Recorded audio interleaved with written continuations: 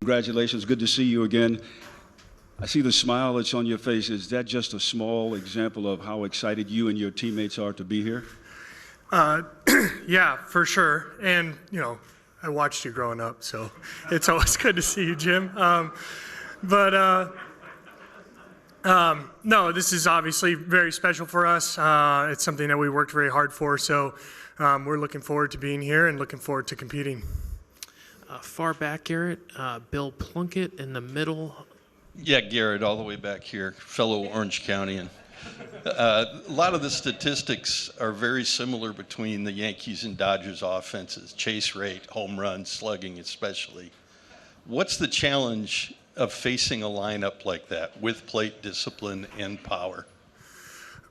I mean, I think the challenge is you know, trying to just be convicted to every pitch. You know, you're not really sure what the opposition's going to do, and you know that they're lethal when they do swing.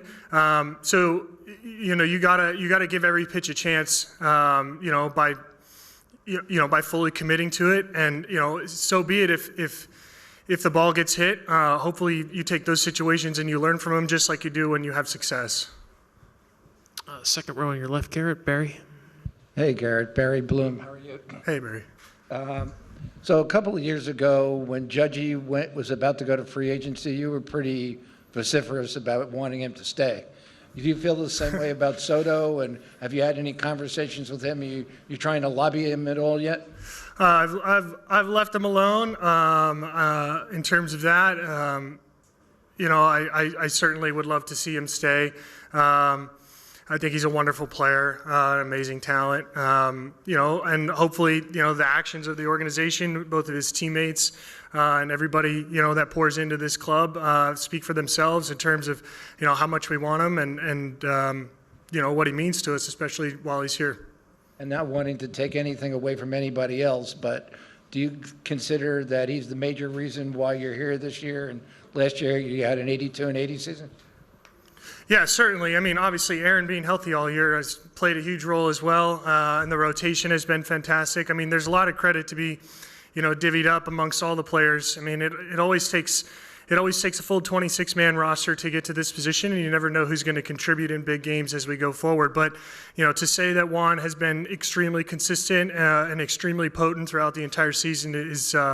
He's definitely done that for us, and that's been something that we've had to lean on at times, and at times, you know, really enjoy, you know, the fruits of his labor. Same row, a bit to your left, Brian. Gerrit, Boone said he thinks this team has been like a family. What do you think it is about this team's culture that has been special?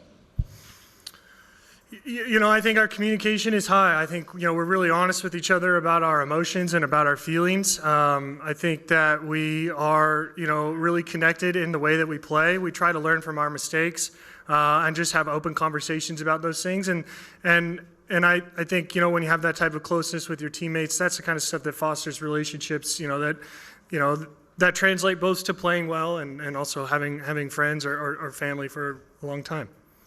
Row behind, or Brendan, then the row behind, sorry. Hey, Gerrit, the Dodgers are similar to you guys in that they have a row of superstars in their lineup. You guys have Judge, Soto, Stanton. They have Ohtani and Betts and Freeman. Just being a pitcher, do you have to prepare yourself differently mentally before you face that lane? I mean, ideally, no. Ideally, you're prepping for every game the same way. You obviously know of the talent and know of the, you know, the prowess of the other team and how they can swing the bat with high efficacy. I think that they are going to get their hits at some point this series. They are good players, and they obviously, you know, have played really well to this point. So I think, you know, similar to the first question, like, you just try to control what you can control in that situation. That's preparing like you normally do, and, you know, throwing as many convicted pitches as you can. Third row on your right, Anthony. Hey, Gerrit. Right here. Starting pitcher injuries were so prevalent this year, you know, even amongst the really good teams. What does it mean to have gotten this far, this deep, with a full rotation intact, and what kind of difference could that make in this series? Yeah, I mean, I personally experienced some of that myself for the first time, and I feel really grateful and thankful to everybody that's poured in to me to be able to get me to this position. As far as the rest of our rotation, it goes without saying that, Nestor led the cart for us all year, throwing the most amount of innings and putting us in a good position, through the ups and downs of other people being injured. Carlos has obviously had a fantastic bounce back season. Luis is in consideration for Rookie of the Year. Clark Schmidt has been in a similar situation as mine where he's had to bounce back. So I think there's been a lot of, obviously positive performances and then some performances that have had to come back from some adversity. So I think that makes us, really well poised to continue to do, what we've been doing all year, through this next week. Questions in your left third row, Andy. Gerrit, you've got a lot of experience with how your body and your arm are supposed to feel deep into October. Do you feel any different now, even fresher, or are there challenges or anything based on starting your season a little later? No, I'm ready to go. I would also like to add Marcus. Marcus obviously had a great season for us in reference back to that last question. And for you, Andy, I feel good to go. I'm in a good spot. We'll stay there with Gary and then Ron. Gerrit, you were a Friday night starter, not too far from here. Just what did you learn about being a big game pitcher at UCLA? I think the challenge in big games is to make them really, no bigger than they really are. It's the same game that we've been playing all year. I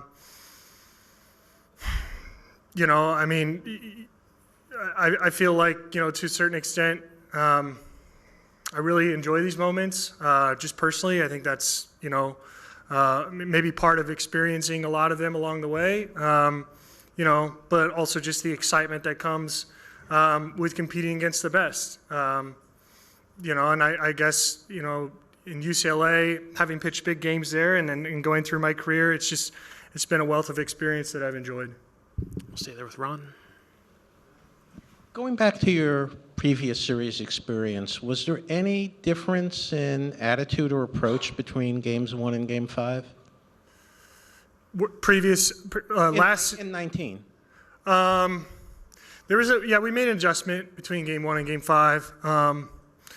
Juan kind of did his thing in the first game, which, it's kind of tough to, like a lot of people, it's kind of tough to compete against sometimes when the big dogs are doing their thing. But, we made a good adjustment going into game 5, and we learned from our mistakes in game 1. Was it just mechanical stuff, or was it attitude, or the way you approached it? It's a little bit of everything. The second row on your right, Gerrit. Thank you, Jesus Aguilera from Fox Sports.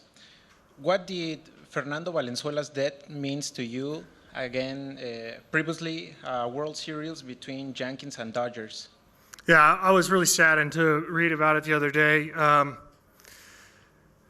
I can't recall if I think I had met him in passing maybe once or twice, and I had heard that, there was maybe a bit of an issue a few weeks ago, but, I didn't know much about it. So I was taken off guard, and I was deeply saddened. He's one of the great Dodgers of all time, one of the great Mexican players of all time, and he's a legend. And, it's just sad he won't be here for this series, but he's probably got a great seat for it upstairs. And the first row. Gerrit, Darren Haynes, KCAL. There's a bunch of local guys on both teams like yourself. What can you say about the talent that comes out of this area, and then for yourself playing in the World Series in an area that you grew up in? Yeah, it is a dream come true. It's a really wild experience, to be honest. Probably hasn't sunk in all the way. Southern California is a hotbed for talent. The blessing is that we can play baseball all year.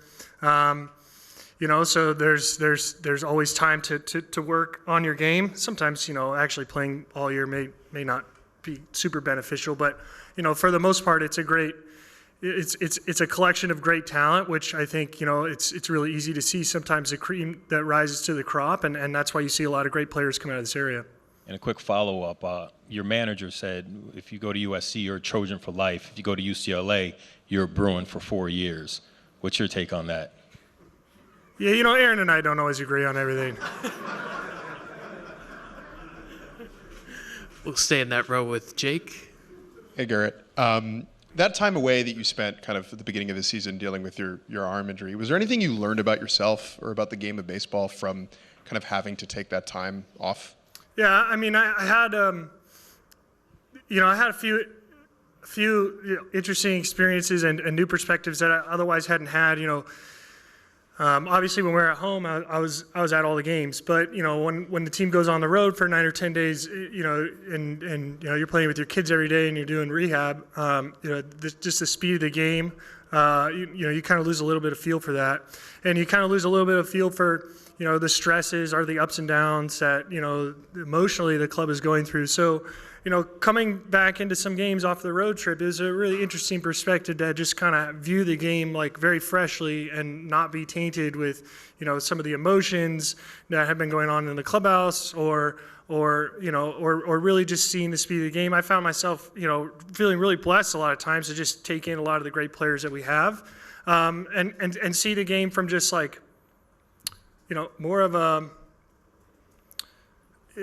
less of like a tactical, less like tactical and I guess like analytical for lack of a better word, but just like fresh and like this is just a baseball game, and watching body language and seeing how people are going about it, almost like like if you were taking your kid to a baseball game for the first time, like that experience is really raw and is rooted a lot in like the body language and the competitiveness of the players. And so that was a perspective that was nice to have, and hopefully I learned some things from it. Yeah.